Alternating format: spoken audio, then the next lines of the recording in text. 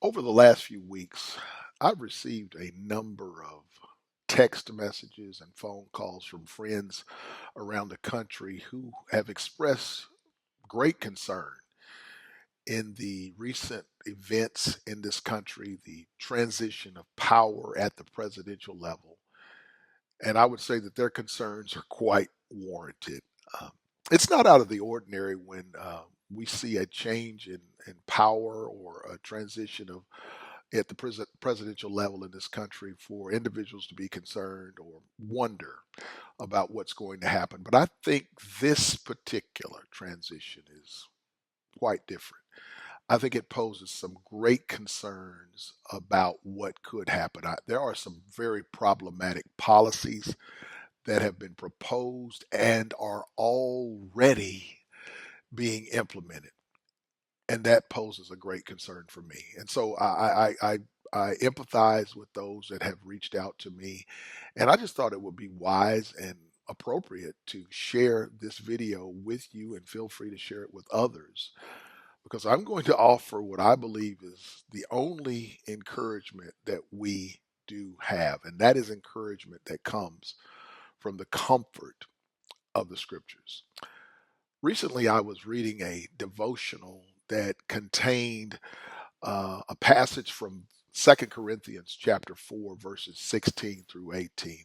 And let me read those few short verses to you, coming from the Apostle Paul. It says, "Therefore, we do not lose heart, but though our outer man is decaying, yet our inner man is being renewed day by day.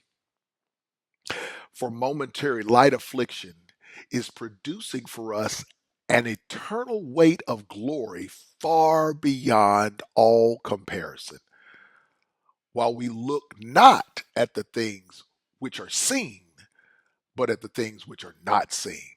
For the things which are seen are temporal, but the things which are not seen are eternal." Essentially, what Paul does in this short passage and throughout much of chapter 4 and going into chapter 5 is that he distinguishes the temporal from the eternal, or what we would call the temporary or momentary, as he uses even in this passage, from that which is forever, infinitely going on in time. And if you grasp that, it can offer some comfort as to what we're experiencing right now.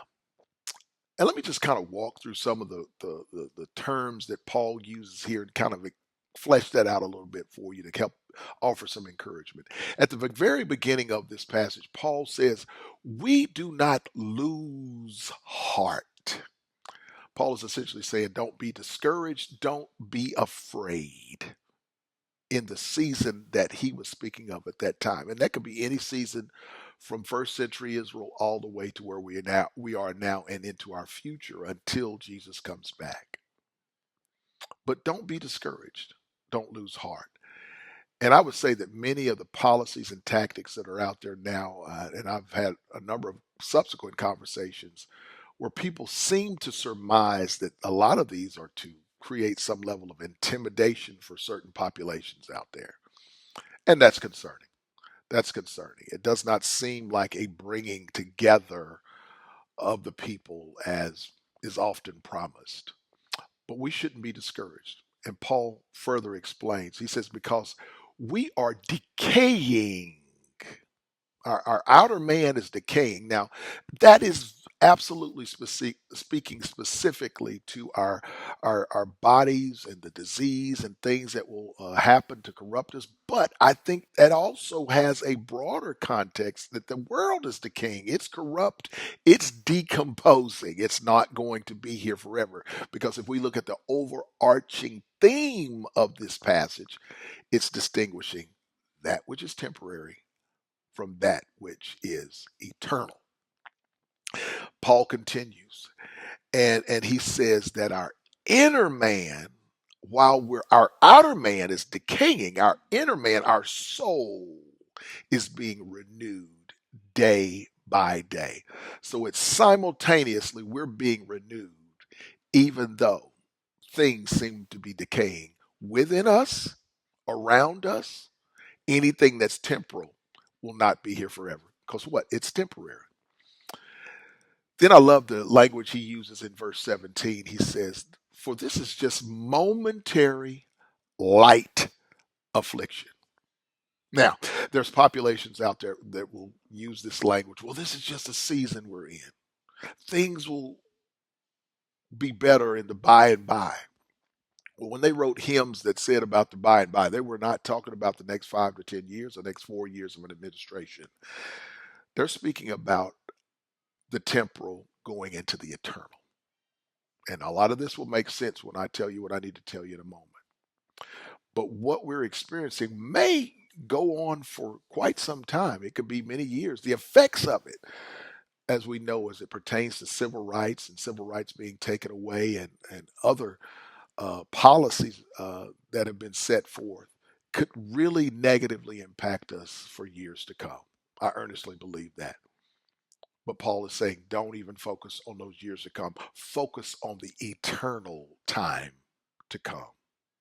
That's encouragement. Then later on, Paul uses the term. He says,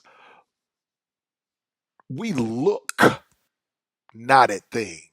We look not at things which are seen." He says, "But we need to what? Look at those things which are not seen."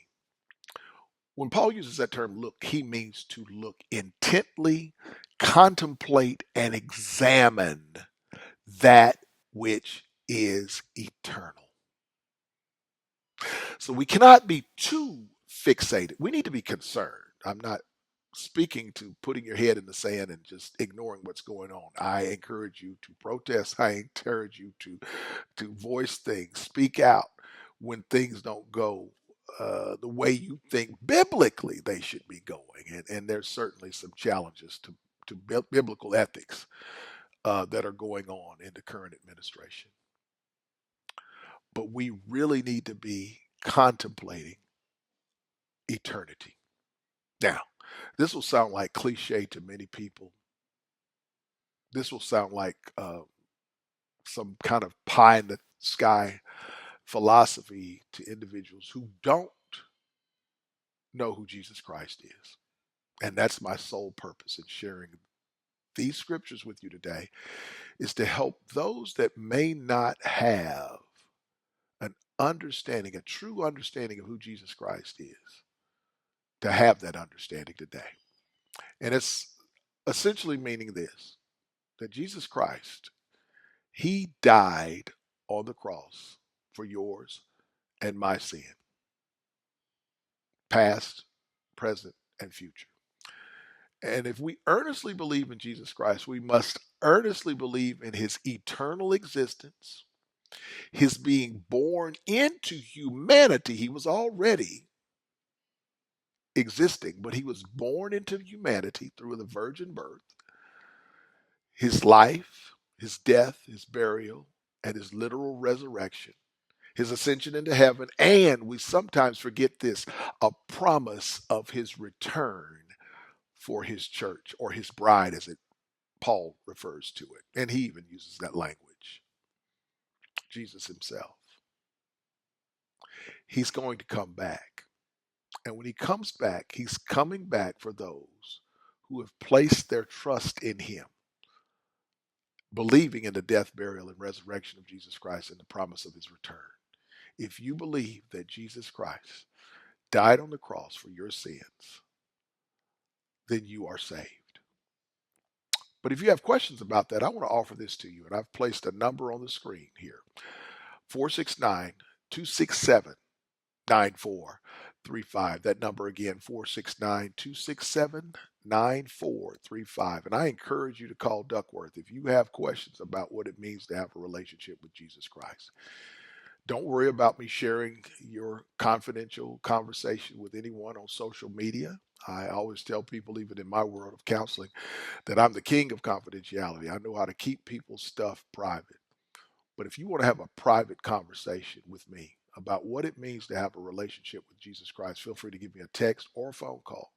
and I'll be more than happy to share the truth of the scriptures and the truth of the gospel with you. I appreciate your time, and I pray that you stay encouraged by these scriptures that I've shared with you today. God bless you.